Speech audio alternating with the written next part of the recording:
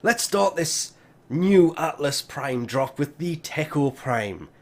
The blueprint itself is on the Lith T2, the gauntlets are on the Meso W1, the blades are on the Neo T2 relics. You will need 2 gauntlets, 2 blades. It is a mastery rank 12 weapon, but this thing, all I can say is I didn't expect this to be what it turned out to be.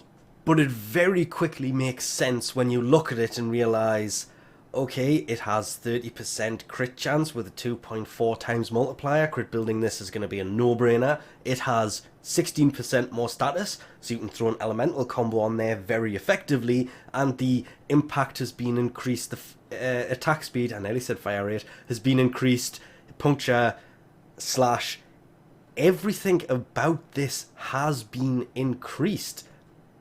And it just became one of those weapons that, being a mastery rank 12, you expect this thing to be really good. And it turned out to be really good without utilising things like the sacrificial pressure point, I keep calling it pressure point, sacrificial pressure and the sacrificial steel for the added crit chance, just using blood rush, organ shatter, kind of threw Gladiator Rush on there to increase the combo duration. I wish that was more than 6 seconds because you run from one enemy to the other, it just doesn't help much. But it has the added perk of adding 15% crit chance per combo multiplier, topped off with a Blood Rush for 165% crit chance, stacks with combo multiplier as well. And this thing just, it read crit for fun.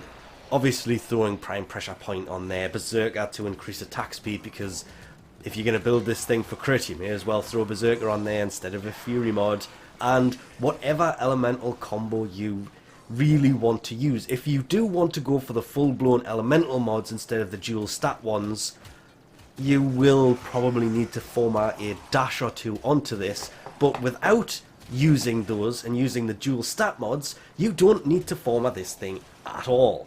Which works out pretty good because it comes with 2 Vs on there anyway, so Blood Rush, Prime Pressure Point, take up those 2 Vs very well. I've always kind of liked the punchy style weapons anyway. The original one of these was kind of lackluster. It was fun to use because it uses that whole punching thing. I just wish that there was one that was, I'm not going to say invisible, but wasn't huge, so when you just going melee only, you have kind of, it looks like you're using your bare hands of the frame. These things are, like the rest of them, big, spiky. Well, I say spiky, the Ankyros isn't spiky.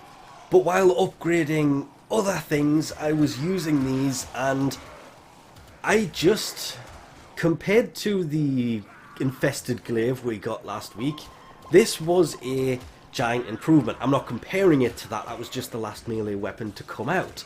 These, it kind of explains why it's a mastery rank 12 once you start to punch enemies with it and realise that once you get past the shields of Corpus or the armour of the Grenier, these things take out pretty much anything no matter what kind of build you have on it, and I was kind of blown away by these. I didn't expect any kind of amazement out of them because it's just another punching melee weapon, but turns out that that slight increase to the physical damage, a little bit of an increase to status, building it for crit, the dual elemental mods will take this to about 57.2% status, so depending on what enemy you go up against, as long as you put the right elemental combo on these, wow. The 4.6 times multiplier with organ shatter really does help a lot. There are obviously better crit-based melee weapons, but considering these are new, they were not a disappointment at all, which I expected them to be okay. I didn't expect them to actually be any good, so yeah, there may be 2 gauntlets and 2 blades and a blueprint for this, but it was actually worth it.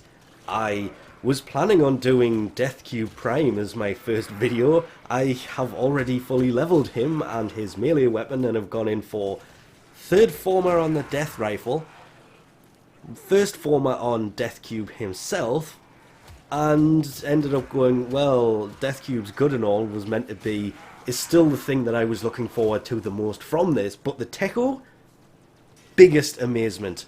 Just didn't expect this to be as good as it turned out to be, so we'll leave this off here for now. Thanks for watching, and I'll catch you next time.